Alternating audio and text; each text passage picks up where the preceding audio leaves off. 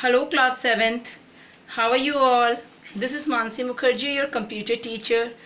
I would like to make a request. Please don't forget to like, share and subscribe the channel and keep commenting like you are doing it. It gives very amazing feeling and it make me feel that I'm connected with you. So let's begin our today's session. Now class 7th. Today's again I will discuss some of the remaining questions of the book exercise. Right? And before I discuss, if you are having the book, you can note it down the answers, and if you don't have right now the book, you can note down in some rough only the answers. Later on you can do it in book. Right? So let's discuss one by one. This is what I am discussing, one word type answers. First question is, charts are created in the sheet from which the data are selected. The same sheet chart is created and the data is selected. That is called embedded chart, right? Another name of horizontal axis. Which axis is called horizontal axis? Please look here.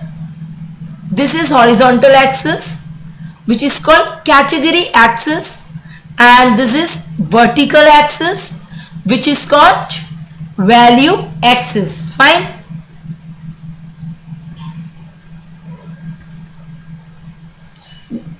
Next question. Charts which are similar to line chart is area chart. Largest component of chart in the Excel is chart area. We know that largest component of chart, right? Miniature charts in the worksheet is called sparkline. You all are aware of the sparkline. I told you, you remember? Sparklines are not available directly. You cannot apply sparklines in Excel 2007 version. Tab from which we can create a chart. Insert tab is used to create the chart. Tab from which we can apply different shape styles, word art styles and shape effects. What is the tab from which we can apply all these things? Format tab. It is created when the chart is added in a new sheet in the same workbook. If the data is another sheet and the chart is added in new sheet, that is called chart sheet. Now, one word type answers are clear to you, I hope. And if there is any misunderstanding, misconception, you please ask through comment box as you are asking, right? And now you have to do the assignment questions in the notebook, right? But there are some questions which from your exercise I am discussing right now. That also, there are two questions that are not there in assignment but important. Please you do that questions also after the assignment. So let's go to that questions. First question is very simple and you know the answer. When are line graphs are useful? When we opt for line graph, right?